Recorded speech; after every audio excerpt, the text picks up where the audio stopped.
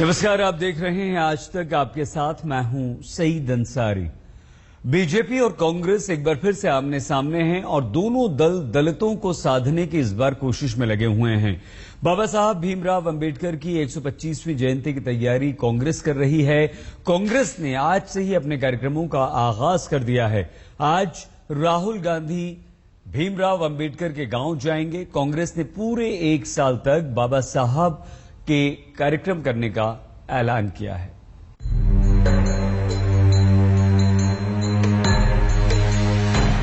दलितों के मसीहा, दलित उन्नायक, दलित मुक्ति के अग्रदूत, करोड़ों लोगों के मन में रचे बसे बाबा साहेब अंबेडकर की विरासत को लेकर नए सिरे से रस्साकशी होनी है। उनकी 125वीं जयंती से पहले देश की दो सबसे बड़ी पार्टियों में उन्हें याद करने और उनकी विरासत पर हक जमाने की होड़ लगी हुई है।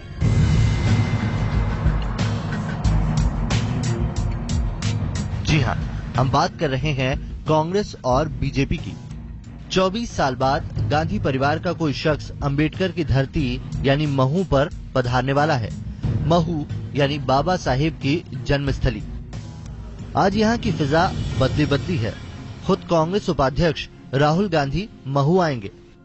सबसे पहले दोपहर 12 बजे राहुल इंदौर एयरपोर्ट पहुंचेंगे। इसके बाद दोपहर 1 बजे महू में अंबेडकर स्मारक पहुंचकर श्रद्धांजलि अर्पित करेंगे। शाम 4 बजे एक आम सभा को संबोधित करेंगे। फिर अंबेडकर की विचारधारा और विरासत पर आयोजित सेमिनार में दलित और आदिवासी बुद्धिजीवियों से चर्चा में शामिल होंगे। इंदौर से बाय रोड वो महू आएंगे। यहाँ बाबा साहब अंबेडकर जी संस्थान में जाएंगे। बाबा साहब अंबेडकर जी को अपने श्रद्धा सुमन अर्पित करने के बाद वो पब्लिक मीटिंग को एड्रेस करेंगे यहाँ ग्राउंड पे, और उसके बाद एक सेमिनार में भाग लेंगे जहाँ आने वाले साल में क्या योजनाएं होनी चाहिए, क्या कार्यक्रम होना चाहिए, क्या ब्लूप्रिंट होना चाहिए, जहाँ तक दलित समाज है, पिछड़ा समाज है हमारे देश का, उसके उत्थान के लिए उस पर चर्चा होगी। कांग्रेस पूरे एक साल तक देश में अंबेडकर जयंती मनाएगी। इसके लिए 21 सदस्यों की समिति बनाई गई है, जिसके अध्यक्ष सोनिया गांधी हैं और सह अध्यक्ष राहुल गांधी। राहुल आज महू में एक साल चलने वाले कार्यक्रम की औपचारिक शुरुआत करेंगे। अब बात दूसरे खेमे यानी बीजेपी की। मोदी सरकार ने भी बाबा साहेब की 125वीं जयंती मनाने की जबरदस्त तैयारी की है। प्रधानमंत्री की अध्यक्षता में 19 मंत्रियों और अफसरों की कमेटी काम कर रही है। सरकार 16 बड़े कार्यक्रम आयोजित करने जा रही है।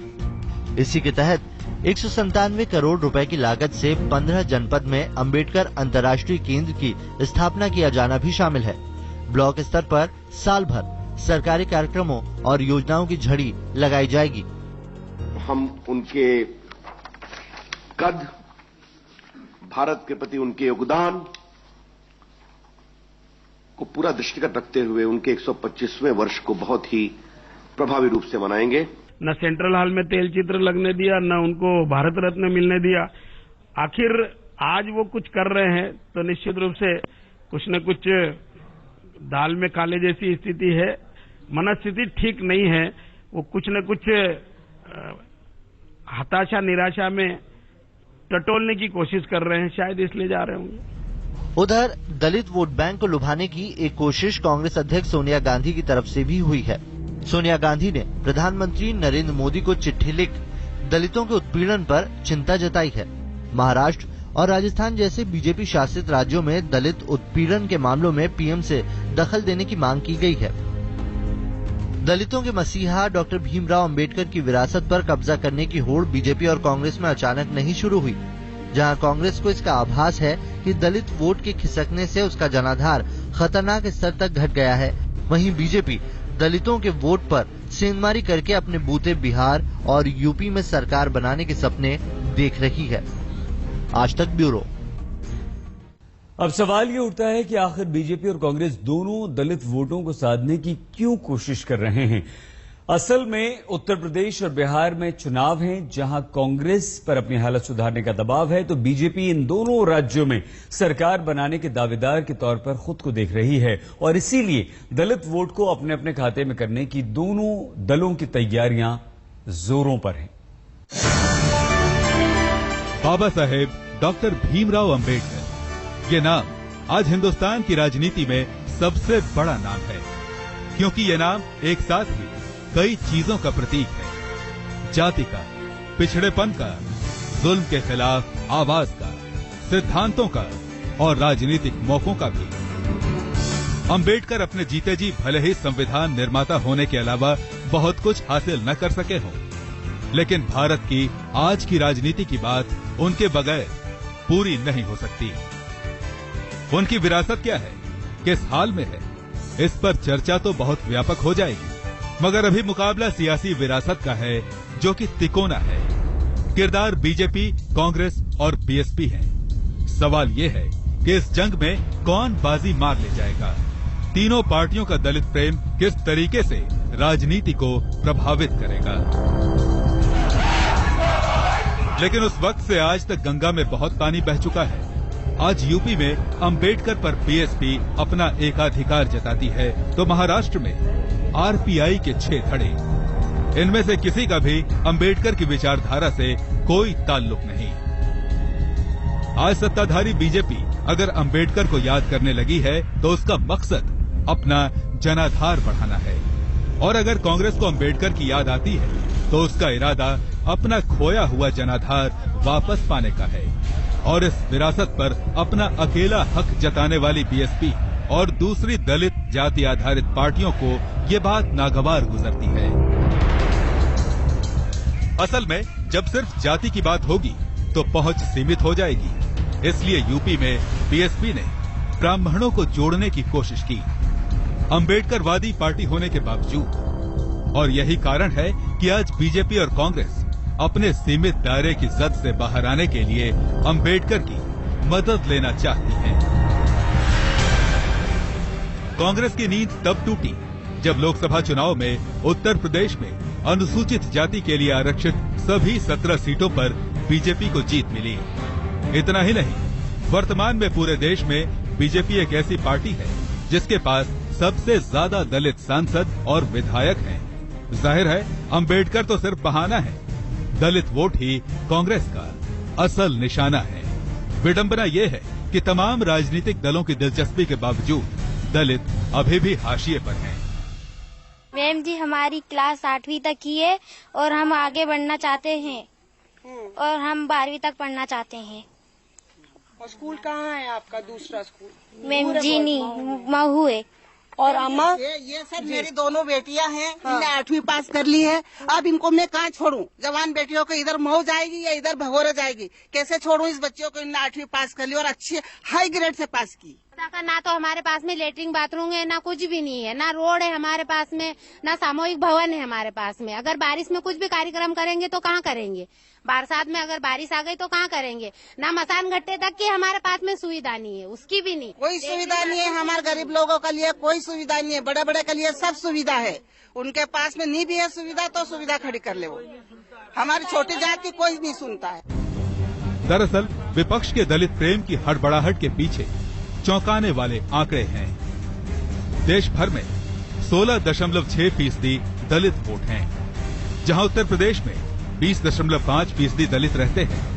वहीं पश्चिम बंगाल में 10.7%, बिहार में 8.2%, जबकि तमिलनाडु में 7.2% दलित रहते हैं। 2009 में जहां 11% दलितों ने बीजेपी को वोट दिया, वहीं इस बार यानी 2014 में ये बढ़कर 24% हो गया। जाहिर है कांग्रेस समेत तमाम सियासी दल अपने वोट बैंक में लगे सेंध से परेशान हैं। अंबेडकर के जरिए दलितों के दिल में जगह बनाने की कवायद की परीक्षा 5 महीने बाद बिहार चुनाव में होगी। बीजेपी को एहसास है कि सिर्फ अगड़ों और गैर यादव पिछड़ों के सहारे राज्य में जीत हासिल नहीं हो सकती है। उसे हर हाल में दलितों को नीतीश के साथ जाने से रोकना है। इसीलिए पीएम मोदी दलित नेता जीतन राम मांझी से बार बार मिलते हैं। उधर कांग्रेस की रणनीति भी खालिस दलित वोट को अपने पाले में लाने की कोशिश ही है। इसलिए ये कोई संयोग नहीं है कि अंबेडकर जयंती पर कांग्रेस और बीजेपी ने जोरदार अभियान की शुरुआत की है। मौसमी सिंह के साथ आज तक ब्यूरो। राजनीति अपनी जगह है, लेकिन दलितों के मसीहा बाबा साहेब भीमराव अंबेडकर के इलाकों से भी विकास कोसों दूर है। आजादी के 68 साल बाद भी न तो यहां ढंग की सड़कें हैं, न बच्चों के पढ़ने के लिए ठीक से स्कूल। हमारी संवाददाता मौसमी सिंह ने पड़ताल की। भारत को आजादी मिले दशकों बीत गए, लेकिन हकीकत तो ये है कि आज भी इस देश में दलितों की हकीकत नहीं बदली। भले ही वो अंबेडकर की जन्मस्थली से 2 किलोमीटर दूर न्यू बुराड़ी गांव की हकीकत हो। जी हां, रात के स्याह अंधेरे में भी यहाँ दलित होने का दंश यहाँ के गांव वाले झेल रहे हैं।